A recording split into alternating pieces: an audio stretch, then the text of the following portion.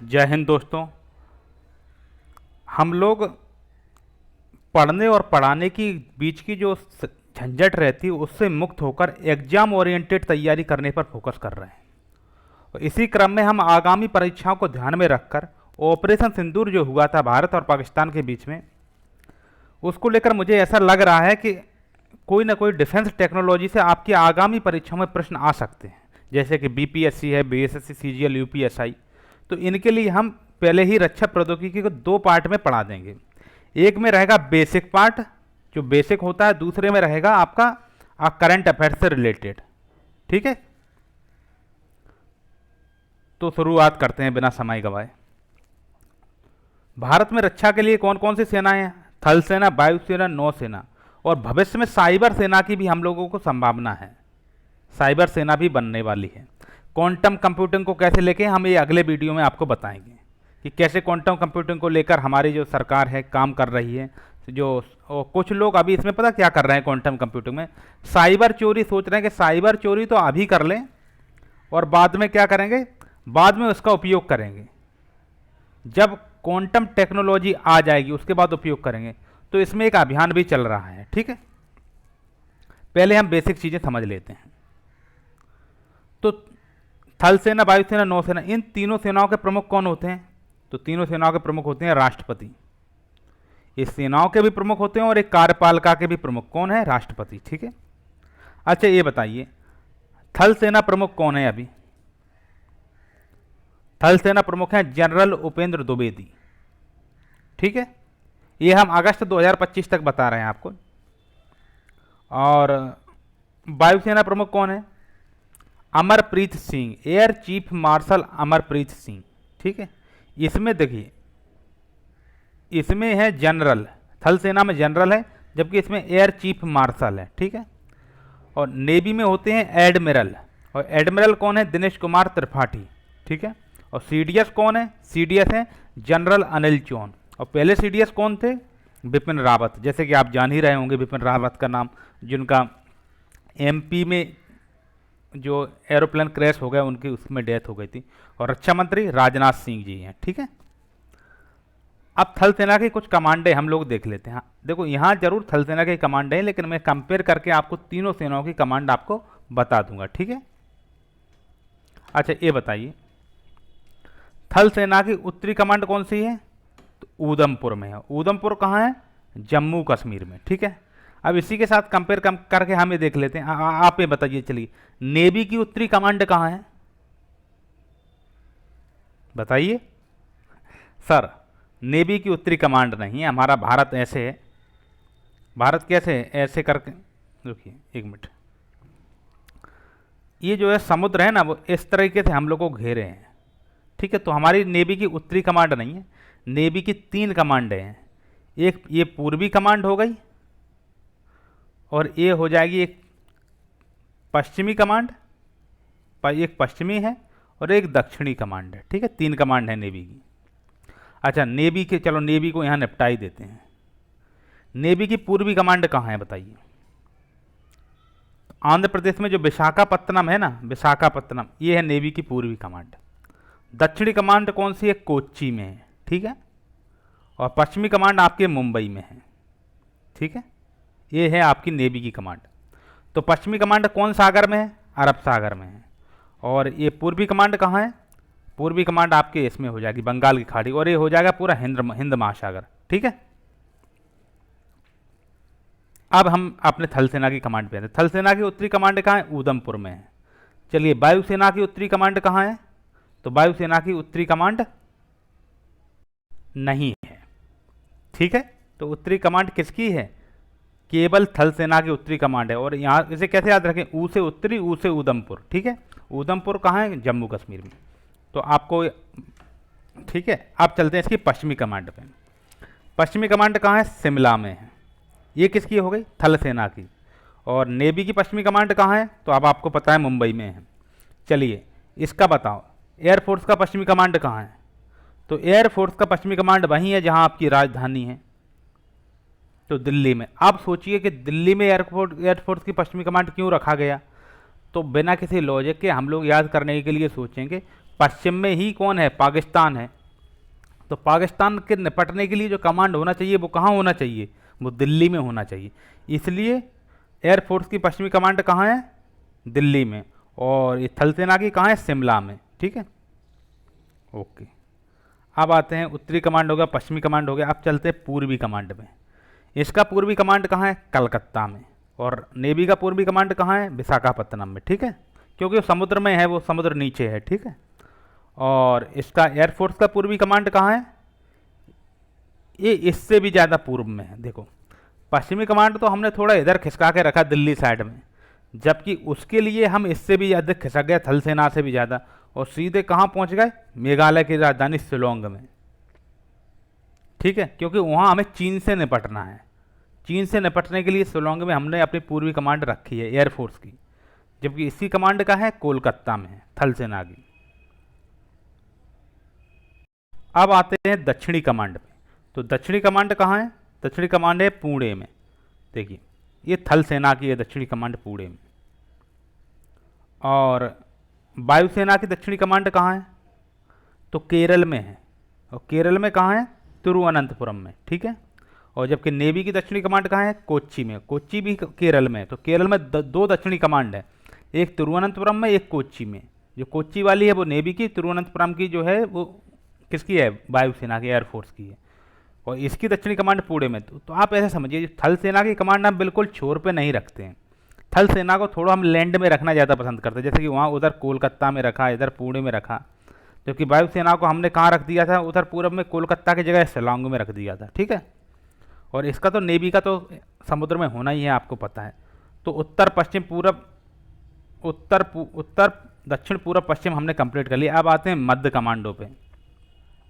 मध्य command कहाँ, UP की राजधानी लखनऊ में। ठीक है,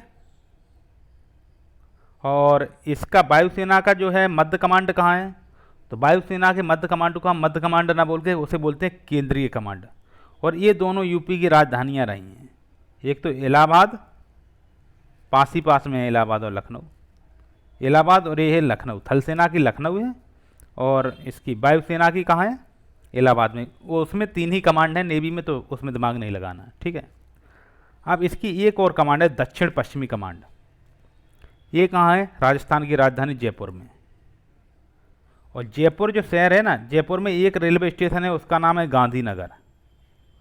तो उससे आपको क्या याद रखना है कि थल सेना की दक्षिण पश्चिमी कमांड कहाँ है, जयपुर में, जबकि वायुसेना की दक्षिण पश्चिमी कमांड कहाँ है, गांधीनगर में। तो आप इसको, जयपुर के अंदर एक स्टेशन है गांधीनगर स्टेशन, वो मत समझ लेना, ये गुजरात वाला गांधीनगर है। ठीक है, और इसका हो गया सभी कमांड। इसके अलावा वायुसेना में एक कमांड और है मेंटेनेंस कमांड। तो मेंटेनेंस कमांड कहाँ है, नागपुर। नागपुर में समझ लीजिए आरएसएस वगैरह एक्टिव रहता है ना नागपुर में, तो इसलिए मेंटेनेंस तो नागपुर से ही होगा, क्योंकि वहाँ आरएसएस रहता है। इस तरीके से आपको याद रखना है। और इसका वायुसेना का ट्रेनिंग कमांड कहाँ है, तो वायुसेना का ट्रेनिंग कमांड वहीं है जहाँ से हम रॉकेट वॉकेट बनाते हैं, जहाँ हमारा इसरो है। और इसरो कहाँ है, बेंगलोर में। तो वायुसेना का कमांड कहाँ है, ट्रेनिंग कमांड बेंगलोर में। और जबकि थल सेना का ट्रेनिंग कमांड कहाँ है, ये है शिमला में। ठीक है, और पश्चिमी कमांड थल सेना का वो भी शिमला में है, और ट्रेनिंग कमांड भी शिमला में है। इसको जो पश्चिमी कमांड को लोग चंडी मंदिर भी बोलते हैं, चंडी मंदिर। ठीक है, इसे ध्यान रखना आप लोग। तो ये इसका हो गया कमांड। अब थल सेना के पद पे आ जाते हैं। तो मैं थल सेना के पद देखो, एक लेफ्टिनेंट है, एक कैप्टन है, major, lieutenant colonel, colonel, brigadier, major general, lieutenant general, general, field marshal. तो आप ऐसा कीजिए, ये फील्ड मार्शल हमेशा नहीं होता, कभी कभार होता है। ठीक है, इन तक का याद कर लेना। आपको एक ट्रिक दूंगा और पूरा याद हो जाएगा। ठीक है, देखिए भाई क्या हुआ था,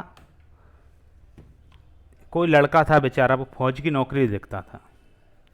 तो फौज की नौकरी देखने गया तो कुछ लोगों ने बोला, भाई जो कर्नल साहब हैं, ये जो है कर्नल साहब हैं, जो हमारे ज़िला में एसएसपी का रैंक होता है, ये एसपी का रैंक है, वो एसएसपी का।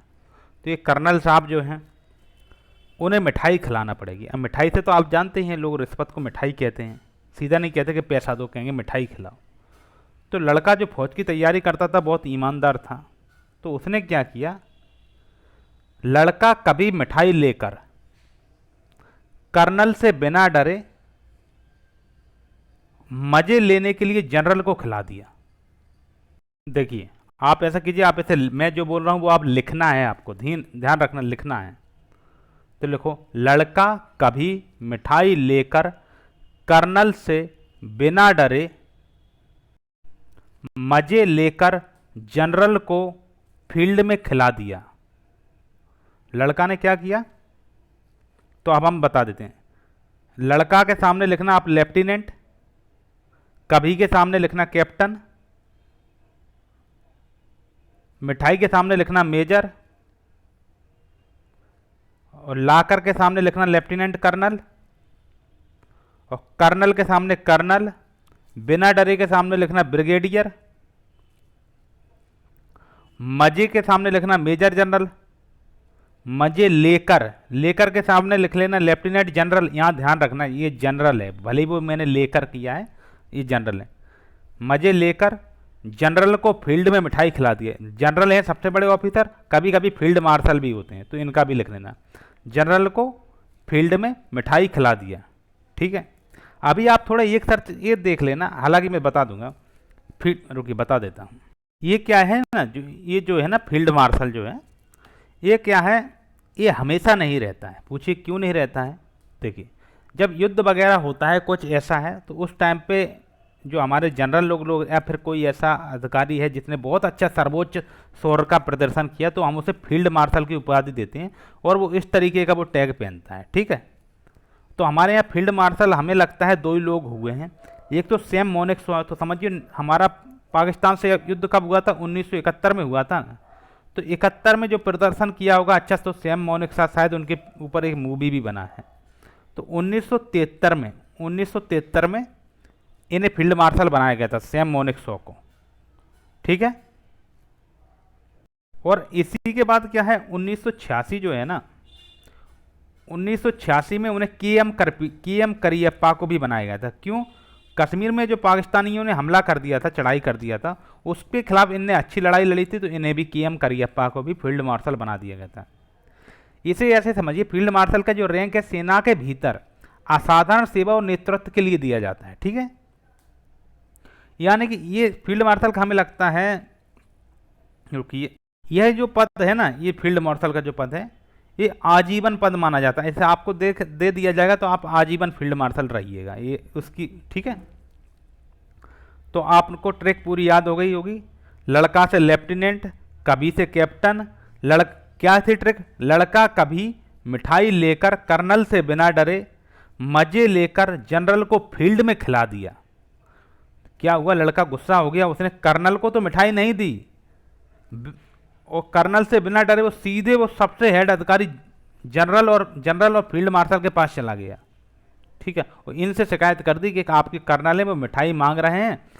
देखो, आपने अकबर बीरबल का एक सीरियल देखा होगा, तो उसमें अकबर से मिलने जब बीरबल जब अकबर से मिलने के लिए आगरा दरबार में जाता है, तो उसका सिपाही कहता है, भाई जो भी आप बादशाह से लोगे उसका आधा मुझे दे देना, नहीं तो आपको बादशाह से मिलने नहीं दिया जाएगा। तो अकबर जब बादशाह से मिलने गए, उनके बादशाह हुजूर मुझे 50 कौड़े दिए जाएं। बादशाह ने कहा ये क्या करो, 50 कौड़े क्यों चाहिए भाई, कि आपके बाहर जो सिपाही खड़ा है उसने कहा आधा मुझे दे देना, तो 25 उसके 25 मेरे। अकबर ने कहा मैं तुमसे इतना खुश हूँ, 50 की जगह 100 कौड़े देता हूँ, और वो पूरे के पूरे उसी को दे देता हूँ। ठीक है, तो ऐसे ही वो गुस्सा हो गया। लड़का जो फौज की भर्ती देखता था, उसने कर्नल को तो मिठाई नहीं खिलाई, जनरल के पास चला गया। तो लड़का से लेफ्टिनेंट, कभी से कैप्टन, मिठाई से मेजर, लेकर से मिठाई लाकर से लेफ्टिनेंट कर्नल, और कर्नल से कर्नल, बिना डरे से ब्रिगेडियर, और मजे से मेजर जनरल, लेकर से लेफ्टिनेंट जनरल, फिर जनरल को फील्ड में खिला दिया, जनरल और फील्ड मार्शल। ठीक है, आपको याद हो गया होगा। अब चलते हैं हम लोग आगे। 2019 में सीडीएस कौन बने थे, बिपिन रावत। वर्तमान में कौन है, जनरल अनिल चौहान। ठीक है, भारत जम्मू कश्मीर युद्ध, हाँ इसके बारे में देख लेते हैं। भारत जम्मू कश्मीर युद्ध कब हुआ था, जवाहरलाल नेहरू के टाइम पे 1948 में लड़ाई चालू हो गई थी। ठीक है, फिर उसके बाद एक 1962 में युद्ध हुआ, भारत चीन का युद्ध। फिर 1965 में भारत पाकिस्तान युद्ध हुआ। तब प्रधानमंत्री कौन थे, लाल बहादुर शास्त्री। इन दोनों के टाइम कौन प्रधानमंत्री थे, जवाहरलाल नेहरू जी। 1971 में यही सैम मानेकशॉ और इंदिरा गांधी जी ने पाकिस्तान को धूल चटाई थी। बांग्लादेश को बना दिए थे हम 1971 में, तो इन्हें फील्ड मार्शल की उपाधि दी थी सैम मोनिक-शॉ को। ठीक है, अब अस्त्र शस्त्र के ऊपर आते हैं। देखो अस्त्र शस्त्र को 3 भागों में हमने बांटा। एक है मार्ग के आधार पर, मार्ग मतलब ऐसे जाएगी कि ऐसे जाएगी, जो ऐसे जाती है पूरा वो होती है बैलिस्टिक मिसाइल, जो ऐसे ऐसे करके जाती है वो होती है क्रूज मिसाइल। तो ब्रह्मोस हमारी क्रूज मिसाइल है। ठीक है, और बैलिस्टिक मिसाइल कौन सी है? अग्नि जो है बैलिस्टिक मिसाइल है।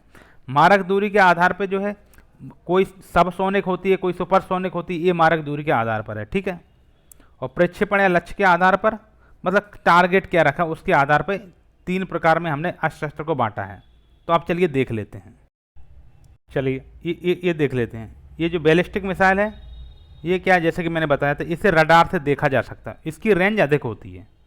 अब जैसे अग्नि 5 हम लोग बना रहे हैं अपना, वो इंटरकॉन्टिनेंटल बैलिस्टिक मिसाइल है, वो आपको समझाएंगे आगे।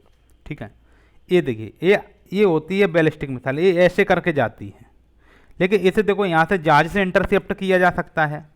ये देखिए ये इसे देखिए, ये देखो इजराइल के आयरन डोम की तरह है, जो आयरन डोम बहुत हमारा जो S-400 है, ये देखिए इसे यहाँ काट दिया, ये आ रही है इसे काट दिया, तो इसका इंटरसेप्शन हम कर सकते हैं, लेकिन ये लंबी दूरी की होती है बैलिस्टिक मिसाइल। ठीक है, इसके बाद आती है क्रूज मिसाइल, जैसे हमारी ब्रह्मोस है, इसे रडार से नहीं देखा जा सकता, इसकी रेंज कम होती है और कैसी गाइडेड मिसाइल है और दागों और भूल जाओ की रणनीति पर है। ठीक है, इसको इससे चित्र से समझिए आप। ये देखिए ये तो बैलिक मिसाइल है, ये देखिए ये है ब्रह्मोस वाला सिस्टम। ये कैसे देखिए ऊपर नीचे होके जा रही है, देखिए और यहाँ टारगेट को हिट कर दिया इसने। ठीक है, ये क्रूज मिसाइल हो गया। मारक दूरी के आधार पर होती हैं कैसी, जैसे रणनीतिक मिसाइलें हैं, ये मैं बता देता हूँ। तो इसकी क्या कि हमने ब्रह्मोस की भी दूरी 290 किलोमीटर रखी थी, तो इनकी अभी क्या मारक दूरी बैलिस्टिक से अपेक्षा कम होती है क्रूज मिसाइल की। ठीक है, अब आते हैं हम शॉर्ट रेंज बैलिस्टिक मिसाइल पे। इसमें क्या है, मारक दूरी 300 से 1000 किलोमीटर के बीच में होती है। इसमें एक कौन से एक तो है पृथ्वी वन की मारक दूरी कितनी है? 300 से तो ज़्यादा ही होगी, इतना तो आपको पता ही है, क्योंकि इसकी short range ballistic missile 300 kilo, वो तो फिर ज़्यादा ही शॉर्ट रेंज है। बैलिस्टिक मिसाइल की 300 से कम नहीं रखते हम, 300 से ज़्यादा रखते हैं। 300 से कम में ज़्यादातर हम क्रूज मिसाइल रखते हैं। ठीक है, तो इसमें 350 किलोमीटर है पृथ्वी वन की, और पृथ्वी टू की है 500 से 600 किलोमीटर। ठीक है, एक प्रहार 2 है जिसका एडवांस वर्जन कितना है, 400 से 500 किलोमीटर, 400 से 500, ये प्रहार 2 है। और एक अग्नि वन है। अग्नि में देखो, अग्नि में सब प्रकार की मिसाइल मिलेंगी। अग्नि में आपको शॉर्ट रेंज भी मिलेंगी, मीडियम रेंज भी मिलेंगी, long range intercontinental ballistic missile भी अग्नि में मिल जाएगी। तो अग्नि एक बेहतरीन श्रृंखला है। अग्नि की जो वन सीरीज है उसकी 700 से 900 किलोमीटर, मतलब 1000 से कम रखना है, तभी तो ये शॉर्ट रेंज है। शॉर्ट रेंज का क्या है, 300 से ज़्यादा, 1000 से कम। तो 1000 से कम में कौन है, अग्नि वन। 300 से ज़्यादा में कौन है, पृथ्वी वन 350 किलोमीटर, और जबकि अग्नि वन 900 किलोमीटर। ठीक है, और पृथ्वी टू 500 से 600 के बीच में है, और प्रहार 2 400-500। ठीक, ये हो गया। अब आते हैं हम मध्यम दूरी की बैलिस्टिक मिसाइल पे। ठीक है, इनकी 1000 से ज़्यादा और 3500 से कम होगी। तो मध्यम दूरी में कौन सी है, एक है अग्नि 2, जो अब पृथ्वी की तो कहानी ही खत्म हो गई, पृथ्वी नहीं आ पाएगी यहाँ पे। ठीक है, अग्नि 2 कहाँ है, 2000 किलोमीटर, तो 2 से 2000 हो जाएगा। ठीक है, और ये अग्नि प्राइम जो थी ना, वो नई पीढ़ी की मिसाइल हम जो बना रहे हैं, वो 1000 से 2000 के बीच है, लेकिन उसमें कुछ यूनिक विशेषताएं हैं। अग्नि प्राइम, ठीक है, 1000 से 2000 के बीच में। और एक अग्नि 3 है, अग्नि 3 है, वो भी इसी में रहेगी मध्यम रेंज में। क्यों है, उसकी 3000 से तो ज़्यादा है, लेकिन 3500 तक है, 3500 को पार नहीं कर पाई अग्नि 3। तो अग्नि 2 और अग्नि 3 मध्यम दूरी में है। अग्नि 1 जो है वो शॉर्ट रेंज की है। लॉन्ग रेंज में हमारे पास ज़्यादा नहीं है, लेकिन फिर भी ऐसे समझ लीजिए, लॉन्ग रेंज में आपका आता है ये 3500 और 5500 की बात कर रहा है ना। तो लॉन्ग रेंज में हमारी पास ये आती है 4000 किलोमीटर। एक है अग्नि 4, तो इसे 4 से याद रखिए, 4 से 4000 किलोमीटर। ठीक है, अग्नि 5 को भी हम ऑफिशियली कहते हैं लॉन्ग रेंज की, लॉन्ग रेंज में रख सकते हैं, लेकिन हकीकत में अग्नि 5 हमारी 5500 से ज़्यादा है। हम लोग रख सकते हैं लॉन्ग रेंज में, लेकिन अग्नि 5 हमारी है 5500 से 8000 किलोमीटर के बीच। ये हमारी इंटरकॉन्टिनेंटल बैलिस्टिक मिसाइल है अग्नि 5।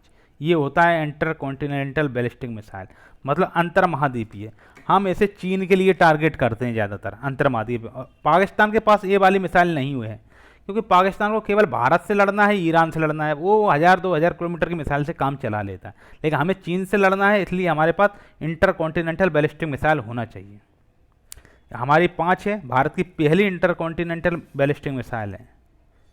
और हमारी जो अग्नि 5 है वो एक है AMIRV कैपेबल है, ठीक है, इतना आप ध्यान रखना। AMIRV कैपेबल है हमारी अग्नि 5।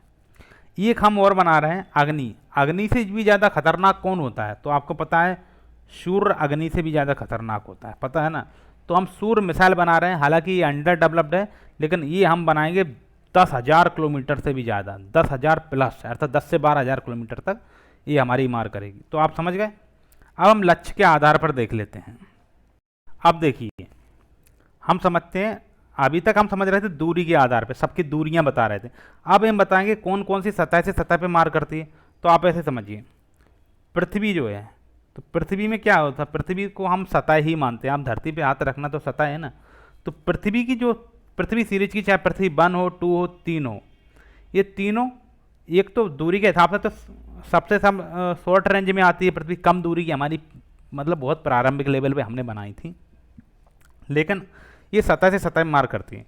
इसके अलावा जो अग्नि है वो भी ऐसे बैलिस्टिक मिसाइल है, तभी तो वो दूर जा रही है। बैलिस्टिक मिसाइल की दूरी ज़्यादा होती है, तो अग्नि सबसे ज़्यादा दूरी हमारे यहाँ किसकी है? अग्नि की है। तो अग्नि सीरीज को भी आप सतह से सतह याद रखिए, ठीक है। चाहे वो अग्नि 1 हो, अग्नि 1 से अग्नि 5 तक, चाहे भले ही अग्नि प्राइम हो, चाहे अग्नि 6 ही क्यों नहीं हो, सब कौन सी हैं? अग्नि सीरीज की हैं, ठीक है। और ये सतह से सतह पे है, लेकिन अग्नि की क्या है, दूरी बहुत ज़्यादा होती है, इसलिए आप इसी को याद रखिए। जो लंबी दूरी तक जाएगी वो बैलिस्टिक मिसाइल होगी, और ये सब क्या करती हैं? सतह से सतह पे जाती हैं, चाहे वो पृथ्वी हो चाहे अग्नि हो, ये सतह की हैं। इसके अलावा मैं और बता देता हूँ, एक है प्रहार। प्रहार, हालांकि प्रहार का जो एडवांस है वो 400-600 जो बताया है, लेकिन इसका जो 150 किलोमीटर का भी एक रेंज है। इसे क्विक रिएक्शन मिसाइल बोलते हैं। देखो, जो कम रेंज की होती हैं उसमें हमारी रिएक्शन क्या होती है? क्विक होती है, छोटी छोटी लड़ाइयों बहुत काम में आती है प्रहार। तो हम प्रहार कर देते हैं, ठीक है। प्रहार कहाँ से करते हो आप धरती से खड़े होकर प्रहार करते हो। एक शौर्य मिसाइल है, जब आप प्रहार करोगे तो फिर आपका शौर्य की हम गुण गाथा गाएंगे, फलान उनने बहुत अच्छा प्रहार किया था, ठीक है। फिर उनकी शौर्य की गाथा गाई जाती। ये शौर्य भी सतह से सतह पर मार करने वाली मिसाइल, इसकी भी दूरी 700 से 1900 किलोमीटर के बीच में होती है। आप थोड़ा दिमाग में रखना, ठीक है। इसके बाद आते हैं हम सतह से हवा में। अब क्या है, ये आदमी धरती में खड़ा है, उसने यहाँ मारा है, तो ये सतह से हवा में हो जाएगा, ठीक है। इसमें सबसे पहले हवा में, तो सीधी हवा में कौन होता है? हवा में होता है आकाश। जैसे मैंने पृथ्वी बताया था सतह सतह, वैसे सबसे पहले याद रखो आकाश को, क्योंकि ये क्या है? ये आकाश है ऊपर जो मैं बना रहा हूँ, ठीक है, आकाश है, ठीक है। आकाश की दूरी कितनी होती है? देखो, जब हवा में मारते हैं तो बहुत ज़्यादा दूरी की ज़रूरत नहीं पड़ती, कोई कितना ही ऊँचे रहेगा। आकाश 30 से 70 किलोमीटर के बीच में मार देता है, मतलब 30 से तो प्रारंभ है, 30 का दूना 60, और 60 में भी 10 जोड़ दो तो 70, 30 से 70 किलोमीटर के बीच में आकाश ही मार देता है, ठीक है। तो आपके गांव में कोई लड़का हो आकाश नाम का, उससे कहो भाई भाला फेंको हवा में, कितनी दूरी तक फेंक सकते हैं? तो आप रखना कि कोशिश करना कि 30 से 70 किलोमीटर के बीच में फेंक देगा, ठीक है। एक और मिसाइल है हमारी बराक मिसाइल। बराक, तो बराक हमारी कहाँ? इजराइल के सहयोग से हमने बनाई थी, ठीक है। ये आकाश से भी आगे है, क्योंकि इजराइल है तो आप समझ ही रहे हैं आकाश से आगे भी होगा। तो इसका 90 किलोमीटर तक मारक है क्षमता इसकी। इसके अलावा हम QR SAM और बना रहे हैं, ठीक है। QR SAM, ये SAM मोनिक 100 नहीं है, ये यार QR SAM है, ठीक है। ये क्विक रिएक्शन मिसाइल है, जिसका दूरी कम है समझ लेना वो क्विक रिएक्शन है। ये 25 किलोमीटर के आसपास है QR SAM, ये भी हवा में जाता है। और एक है VLSR SAM, इसका वो हम बता, ये जो हम कौन सा बता रहे हैं आपको, इसका नाम लिखते हैं हम VLSR। SR से हो जाएगा कौन सा? शॉर्ट रेंज, और SAM, ठीक है। कौन सा? वो एक तो QR SAM था, वो 25 किलोमीटर है, ये और कम रहेगा, ये 15 किलोमीटर ही रहेगा। लेकिन ये VL है, इसका मतलब है कि ये वर्टिकली जाएगा, ये ऐसे जाएगा। कोई हेलीकॉप्टर यहाँ उड़ रहा है, ये देखो मैं हेलीकॉप्टर बना देता हूँ, ये पंखड़िया लगा दिया हेलीकॉप्टर का, ठीक है। हेलीकॉप्टर उड़ रहा है, तो यहाँ से ये सीधी जाएगी, ये मिसाइल सीधी जाके इसे हिट कर देगी। ये 15 किलोमीटर, इसे अगर कोई मिसाइल ऐसी जा रही तो दूरी की ज़रूरत पड़ेगी, सीधी जा रही तो ज़्यादा दूरी की जरूरत नहीं पड़ेगी, इसलिए इसका नाम VLSR से हम किया। V का मतलब है वर्टिकल लॉन्च, ये वर्टिकल लॉन्च हो रहा है सीधा, ठीक है। ये 15 किलोमीटर के आसपास होता है। अब आते हैं हम इस पे वायु से वायु में, वायु से वायु में मतलब हवा से हवा में लड़ाई हो रही। तो आप लोगों ने वो रामायण देखी होगी। रामायण में एक तो राम है, दूसरे रावण हैं, दोनों आसमान में लड़ते हैं। वो कोई गाना भी चलता था बहुत अच्छा सा, एक वो रावण का लड़का था, क्या नाम था उसका, अतिकाय। हाँ, जब अतिकाय से वो लड़ रहा था तो हनुमान जी ने लक्ष्मण जी को अपने कंधे पे बिठा के आसमान में ले गए थे। अतकीनी अतकाय ने उड़ पहुंचा आसमान, तो अतकाय आसमान में उड़ के आ गया। तो इधर हनुमान जी ने अपने कंधे पे लक्ष्मण जी को बिठा लिया और लक्ष्मण जी ने अपना अस्त्र खींचा। तो ये धनुष की जो लड़ाई होती है वो देखो आपको एक बताएं, अस्त्र और शस्त्र में अंतर बताते हैं। शस्त्र वो है आपने जो लाठी ली, तलवार ली, इसे तो हम शस्त्र कहते हैं। जो धनुष को खींच के जो तीर जाता है ये क्या है, ये तीर अस्त्र है, ठीक है। तो जो वायु से वायु में जो मिसाइल है वो कौन सी है, हमारे यहाँ है एक अस्त्र मिसाइल। अस्त्र मिसाइल इसकी हम कई सीरीज हैं, हमारे पास अस्त्र 1 है, 2 है, 3 है, ऐसे करके अस्त्र की बहुत श्रृंखलाएँ हैं, ठीक है। और इनकी दूरी कितनी रहती है, देखो वायु से वायु में लड़ रहा है तो हज़ारों किलोमीटर चलाने की ज़रूरत नहीं है, ठीक है। वायु से वायु में वहीं वो घूम घूम के लड़ते रहते थे ना, उनका किसी का रथ इधर चला गया, किसी का उधर चला गया। तो इसकी अस्त्र की कितनी है, अस्त्र की है 110 किलोमीटर से लेकर 150 किलोमीटर के आसपास, ठीक है। और एक है जो हम, जैसे हमारे पास सुखोई विमान है ना, रूस के सुखोई हैं, जैसे हम सुखोई जो हम विमान है जो लड़ने वाले विमान होते हैं, जैसे हम फाइटर प्लान बोलते हैं। जैसे सुखोई 30 MKI में है, वो रूस का है, इसलिए उसके R-77 का यूज करती है, वो रूस का है, ठीक है, इसलिए R-77, R से रूस मान लीजिए। एक है मीका, जिसे हमने हमारे जो मिराज विमान है, मिराज, आपने नाम जरूर सुने होंगे मिराज। तो मिराज में हम किसका यूज करेंगे, मिराज में हम यूज करेंगे मीका का, मीका MICA, मीका का यूज कहाँ करेंगे, मिराज में करेंगे। MI से समझिए मिराज है, ठीक है। अब आते हैं हम एंटी टैंक गाइडेड मिसाइल पे, जो कि एक मिनट, हाँ, एंटी टैंक गाइडेड मिसाइल पे ये क्या है समझते हैं। अब इसमें क्या है, जो एंटी टैंक गाइडेड मिसाइल, इसका क्या काम होता है, इसको यदि वायु के माध्यम से प्रयोग किया जाए तो इसे हेलिना कहा जाता है। देखिए किसको कहा जाता है ये देखो बताते हैं, नाग मिसाइल है, नाग मिसाइल, ठीक है। नाग एक एंटी टैंक गाइडेड मिसाइल है हमारी जो है। हम इससे क्या करते हैं, एंटी टैंक का मतलब क्या होता है, मतलब टैंक को नष्ट करती है। जो टैंक होते हैं ना, सबसे ज़्यादा टैंक किस देश के पास है, रसिया के पास है, आपको पता होना चाहिए। अमेरिका से ज़्यादा टैंक हैं रसिया के पास, ठीक है। तो दुश्मन के टैंक को जो नष्ट करता है वो एंटी टैंक मिसाइल होता है, उसको हमारे यहाँ नाग बोला जाता है। ऐसी नाग को यदि हम हेलीकॉप्टर से उपयोग करें तो इसके आगे हम हेली लगा देते हैं, हेलीकॉप्टर तो हेली, तो हम इसे हेली ना बोलते हैं, ठीक है, हेली ना। नाक का जी हटा देते हैं और इसे हेलीकॉप्टर से लॉन्च कर देते हैं, इसलिए हेली ना बोलते हैं, ठीक है। और कुछ एंटी टैंक गाइडेड मिसाइल आपको बता देता हूँ। एंटी टैंक मिसाइल एक है man portable anti tank missile होता है, MP से मतलब man portable. Anti tank missile से ATGM,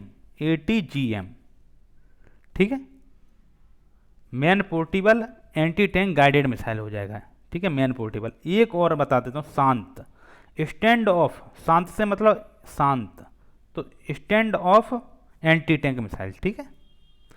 अब इनका देखो, नाग का जो दूरी है वो कितना है, 4 से 7 किलोमीटर, लेकिन भाई हम हेलीकॉप्टर से ऊपर से फेंकेंगे तो दूरी बढ़ जाएगा, 7 से 8 किलोमीटर हो जाएगा। वैसे 4 से 7, अगर हम हेलीकॉप्टर से फेंकेंगे उसका नाम बदलेगा हेलिना और दूरी भी बढ़ जाएगी, वो 7 से 8 किलोमीटर को मैक्सिमम दूरी पकड़ लेता है हेलिना, ठीक है। और मेन जो आदमी के कंधे से जो फायर किया जाता है उसका जाएगा 2 से 2.5 किलोमीटर के बीच में, ठीक है। और जो स्टैंड ऑफ करके एक जगह से मतलब एक जगह कोई ऐसी मशीन लगा देते हैं, मशीन लगा दिया एक ऐसे करके मशीन लगा दिया हमने, उस मशीन से फायर कराते हैं तो दूरी बढ़ेगा, ये 20 किलोमीटर के आसपास चला जाएगा, ठीक है। पर वो एक ही जगह से रहेगा वो। और मैन पोर्टेबल क्या होता है, वो कहीं से भी पास में जाकर भी मार सकता है, ठीक है। इतना आपको समझ में आया होगा। अब इसके बाद हम गति के आधार पर देख लेते हैं। अभी हमने किसके आधार पर देखा था, दूरी के आधार पर देखा था, फिर देखा हमने वो कहाँ से मार रहे हैं, ठीक है। अब तीसरा, अब इसे समझते हैं गति के आधार पर। जैसे हमारी ब्रह्मोस है, वो सुपरसोनिक मिसाइल है कि नहीं, लेकिन यहाँ गति के आधार पे आप एक चीज़ देखना, जिसका गति कम होगा उसका दूरी यहाँ ज़्यादा होती है। जैसे कि आप रनिंग कर रहे हैं, आपको 10 किलोमीटर का रनिंग करना है, तो आपकी गति क्या होगी? कम। आपको 400 मीटर के, 200 मीटर के, 100 मीटर के स्प्रिंट मारना है, तो आपकी गति होगी ज़्यादा। इसी तरह आप ध्यान रखिए, इसकी गति कम है किसकी? सबसोनिक मिसाइल की। इतनी इसकी कितनी होती है? 1 मैक से कम। पर 1 मैक क्या होता है? आप 1 मैक को समझ रहे हैं? ये होती है ध्वनि की गति, और ध्वनि की गति कितनी है? 1235 किलोमीटर प्रति घंटा। 1235 किलोमीटर प्रति घंटा होती है ध्वनि की गति, ठीक है।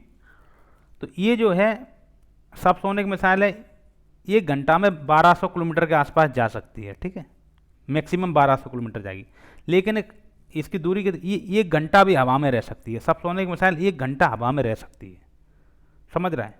तो जब 1 घंटा में हवा में रह सकती है तो इसकी दूरी क्षमता कितनी होगी? लगभग 1000 किलोमीटर के आसपास, ठीक है। 1 घंटा में 1000 किलोमीटर की यात्रा करती है, और एक घंटा ही हवा में रह सकती है मैक्सिमम, इससे ज़्यादा नहीं रह सकती है सबसोनिक मिसाइल, ठीक है। अब हमारी कौन सी सबसोनिक मिसाइल है? जैसे ब्रह्मोस जो है सुपरसोनिक है, वैसे ही हमारे पास जो निर्भया मिसाइल है, निर्भय जो मिसाइल है वो कौन सी है? वो सबसोनिक मिसाइल है, ठीक है। और इसकी गति कितनी है निर्भय की गति है 0.7 से 0.9 के बीच में, ठीक है, 0.7 से 0.9 के बीच में। एक है डीआरडीओ का लक्ष्य, वो भी सबसोनिक में ही काउंट होता है। वो पायलट लेस टारगेट एयरक्राफ्ट है, मतलब पायलट की जरूरत नहीं पड़ती। अपने जो पायलट अभिनंदन थे, कौन, जो एक बार पाकिस्तान ने पकड़ लिए थे फिर बाद में छुड़वाए गए थे, तो उनकी ज़रूरत नहीं है। अब देखिए, ये जो आते हैं हम इस पे सुपरसोनिक पे आएंगे, इसकी गति, इसकी मतलब गति बढ़ जाएगी, 1 मैक से अधिक होगी, और 5 मैक तक होती है सुपरसोनिक की, 5 मैक तक, ठीक है, ठीक है। और 5 मैक से अधिक है तो वो हाइपरसोनिक है। तो हमारे पास कौन सी सुपरसोनिक मिसाइल है बताइए, और कौन सी हाइपरसोनिक मिसाइल है आप हमें ये बताइए, ठीक है। देखिए, ब्रह्मोस जो है हमने रूस के सहयोग से बनाई थी, भारत की ब्रह्मपुत्र और रूस की मॉस्कोवा नदी के नाम पे इसका नाम ब्रह्मोस रखा है। इसकी देखो गति होती है 2.8 से 3 मैक के बीच में, 2.8 से 3 मैक के बीच में होती है गति, ठीक है। अब क्या है, गति ज़्यादा होगी तो दूरी कम होगी। तो इसकी जैसे मान लो 2.8 है, तो इसकी गति है होगी 2.9। 2.9 को आप समझो 290 किलोमीटर, ठीक है, 290 किलोमीटर। 2.8 मैक इसकी शुरुआती गति है, तो इसकी शुरुआती दूरी कितनी है? 290। लेकिन बढ़ के कितनी हो जाती है? बढ़ के हो जाती है 3 मैक तक जाती है, 3 मैक तक हमारी ब्रह्मोस मिसाइल, ठीक है। तो इसकी दूरी भी बढ़ के कितनी हो जा रही है? 450 किलोमीटर हो जा रही है, ये आपने ध्यान रखा।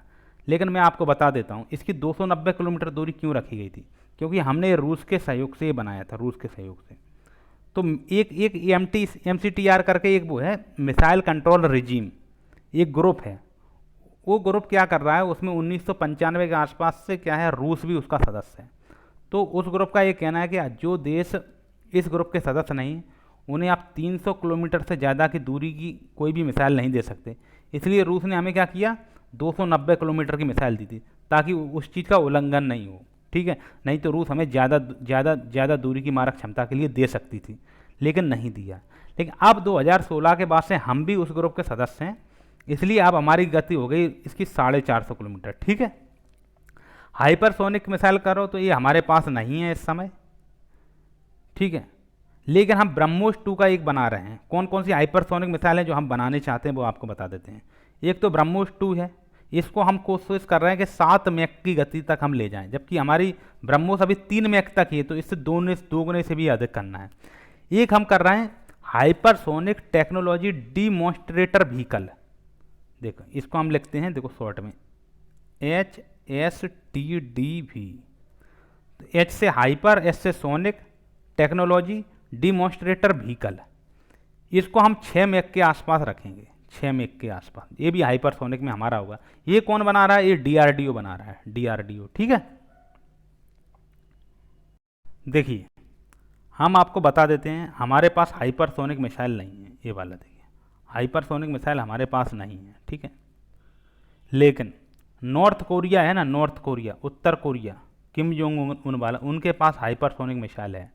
उनकी हाइपरसोनिक मिसाइल का नाम है हाशोंग, HWASONG, हासोंग।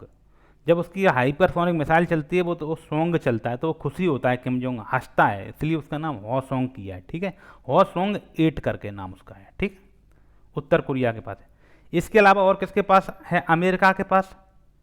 अमेरिका के पास हाइपरसोनिक मिसाइल नहीं है, आप शॉक्ड रहेंगे। तो रूस के पास, जी रूस के पास हाइपरसोनिक मिसाइल है। इनकी हाइपरसोनिक मिसाइल का नाम है किंजल।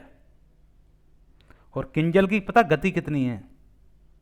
किंजल की गति ये 5 मैक है, किंजल की 10 मैक गति है, 10 मैक। हम सोच भी नहीं सकते 10 मैक का। अभी हम सोच रहे हैं किसके बारे में? जो ब्रह्मोस 2 के बारे में, उसका कितना रखेंगे? 7 मैक। लेकिन किंजल का अभी भी 10 मैक है, रूस के पास है, इसलिए रूस को कम नहीं आंकना चाहिए। जबकि अमेरिका के पास कोई हाइपरसोनिक मिसाइल अभी नहीं है। और रूस के पास एक और है नौसेना के लिए, रूस की जो नेवी है उसके लिए एक एंटी शिप क्रूज मिसाइल है। 8 मैक की गति है उसकी, 8 मैक। हमारी जो हम 7 मैक ब्रह्मोस 2 सोच रहे हैं उससे भी ज़्यादा इसकी एंटी शिप मिसाइल की है। ठीक है, अब रूस सोच रहा है कि 10 मैक से भी अधिक में जाएं। ठीक है, इसके अलावा क्या बताइए, चीन के पास है हाइपरसोनिक मिसाइल। जी चीन के पास भी हो। और अभी जो चीन ने हालिया प्रदर्शन किया है ना, उसमें चीन ने अपने YJ-17, YJ-19 इन मिसाइलों का प्रदर्शन किया है। ठीक है, और चीन के पास एक हाइपरसोनिक मिसाइल कौन सी है जिसे हम बोलते हैं, रुको बताते हैं आपको, DF-17 इसको बोलते हैं HGV। मतलब एक तो हाइपरसोनिक है, दूसरी मध्यम दूरी की मिसाइल है।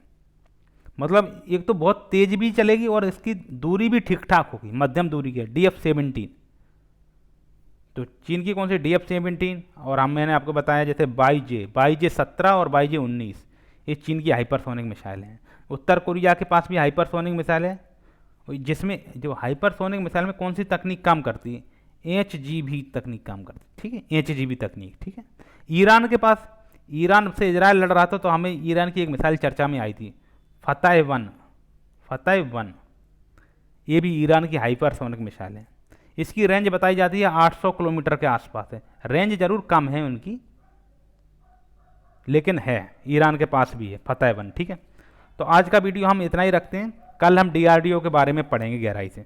ठीक है, धन्यवाद। यदि वीडियो आपको अच्छा लगा हो तो चैनल को लाइक करें, शेयर करें, सब्सक्राइब करें और कमेंट करें। कमेंट करने से मुझे क्या होता है? मोटिवेशन मिलता है। ठीक है, धन्यवाद दोस्तों। ईश्वर से प्रार्थना करते हैं कि आपका सरकारी नौकरी जरूर लग जाए।